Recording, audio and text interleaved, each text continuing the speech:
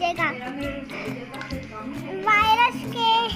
Virus के बीच में हमें ये करना चाहिए कि हम लोग फासला रखें आपस में, वरना तो फिर अगर हम लोग फासला नहीं रखेंगे और किसी को वायरस है तो हम लोग उसके पास जाए तो फिर देखें आप लोग के वायरस।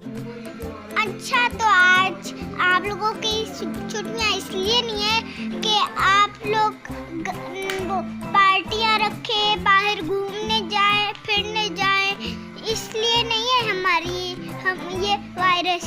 तो फिर ना हमारे स्कूल की छुट्टियाँ हैं ताकि हम लोग घर में पढ़ सके सुकून से, तो इसलिए तो है हमारा वायरस। अगर हम घर पर हैं तो हमें क्या करना चाहिए?